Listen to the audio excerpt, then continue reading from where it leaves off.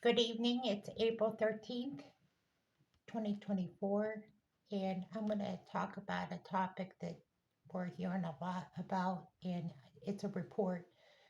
I want to report it as best as I can, as I've been watching a lot of information come out as New York has passed a law on quarantines, and it's very interesting how this ties into what's going on from the border on up into New York.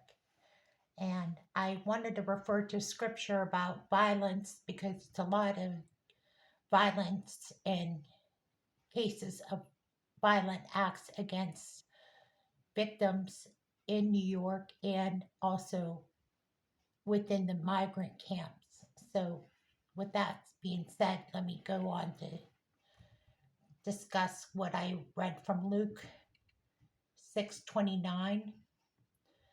Says we are to resist using violence even in retaliation for violence used against us. This does not mean to capitulation of in the inevitable of violence, but the promise of the day that those who continue to pursue violence will be dealt with in Romans 12:17 to 19, Revelation 22:12 and 15 are also scriptures that we can refer to if we decide to go down that road. All I know is that, and I personally haven't seen it, but I know this is the story about what's going on in New York, is that people are fleeing New York. And this is from commentaries and links that I've just been researching. And the newscast that is Fox 5 in New York has reported that 120,000 residents have left New York State. They're fleeing in numbers this high. It's the highest number of residents leaving in the United States per state. That means that people are afraid. They're afraid of working in New York. They're afraid of the violence. They're afraid of what's happening in New York. And this isn't just about New York. Let's just be honest. This is going on in Illinois. This is going on in basically sanctuary states where the migrant issue is flooding the border, and the border issue is not going away. They're flying them in as we speak into states like New York and California. So, what do we say? Here's the point of the conversation: they can take your gun rights away and give gun rights to illegal migrants. And listen to me, as a veteran and a soldier, if I can't carry a gun, nor should they. That's the point of the conversation.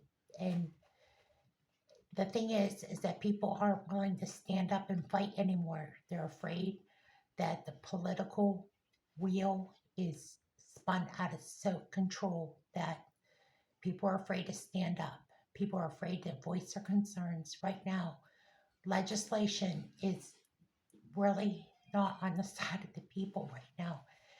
Representative Lauren Boebert just is right now in the middle of a big congressional battle in the hearings right now.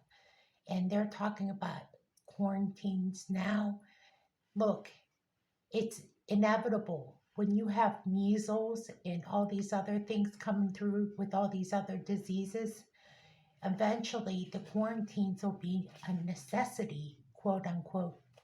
And that's what's going on right now, is that New York is passing legislation because they're coming in with diseases that are not being checked at the border. So when they have this kind of legislation being passed in New York, it's going to seem reasonable because of the outbreaks of measles and et cetera and et cetera. It'll be a reasonable one, if that. But the problem is that this is the border issue. This is what's happening because the border is being flooded to begin with. This is Joe Biden's issue. Joe Biden did this. And the thing is that there's no stopping Joe Biden from just stopping this. And now he's going back to the Trump era border issues now. And he's trying to close up the border. So what is going on politically. This is a political football, and this isn't my area, but this is what's going on.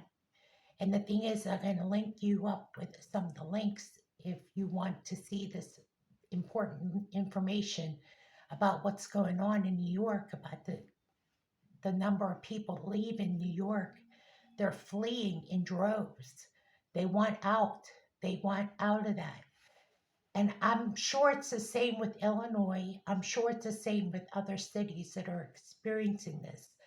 They are afraid for their lives. The squatters are all coming in, camping out into the people's properties. They let them go.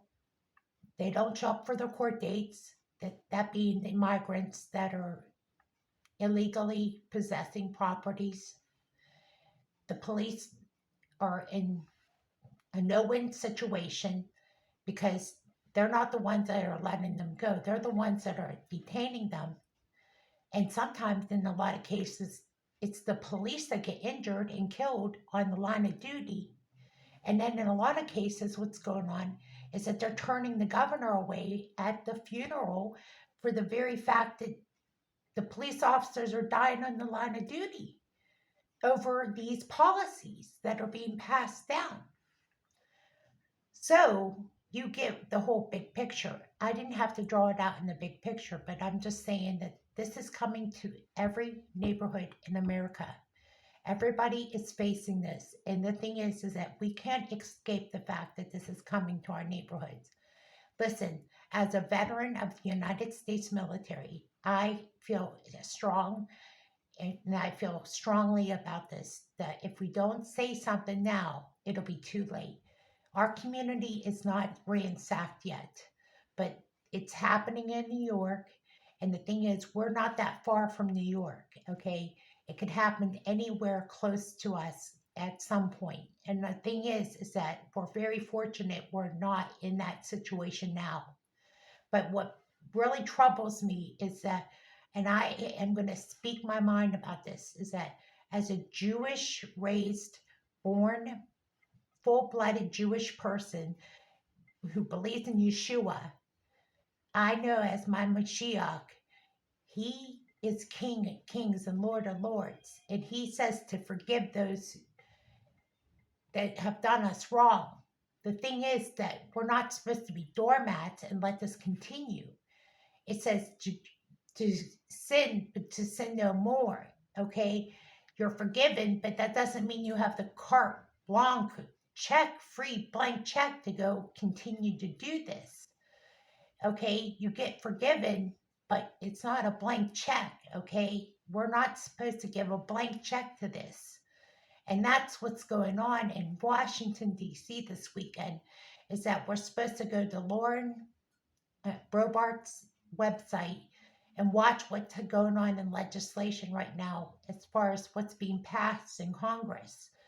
And I don't know specifically all the issues, but I know that right now they're passing legislation that is imperative that United States citizens start listening to what's going on in our Congress. It does impact us as far as the migrant issues and some of the issues that are going on down the line. As far as terrorism goes, this is real terrorism at work.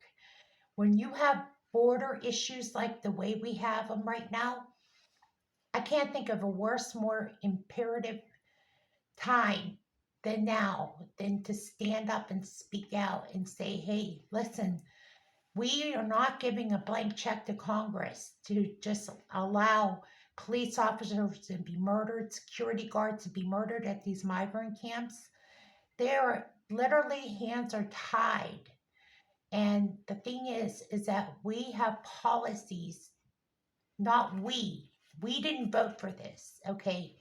These are policies that are coming from the congressional level or the assembly level, where it is impacting law enforcement, it's impacting decision makers to make the right decisions. Even our judges they're letting these migrants go, and they're going on to murder and kill and do so much damage. Burglaries are up. Everything that could be possibly go wrong is going wrong. So I said this is, it goes according to scripture. We're supposed to flee violence. We're not supposed to act upon violence. We're not supposed to do any of that, but we're not supposed to give a blank check and look the other way either. I hope this comes at a critical time.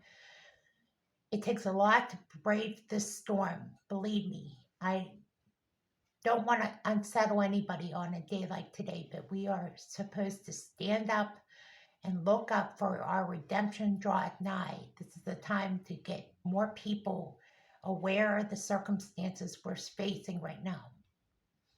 As far as what's going on in Israel, there's been reports that Iran has a counterattack. I don't know much about that report right now, but as soon as I follow up on that news story, I will. Thank you for listening, and God bless you.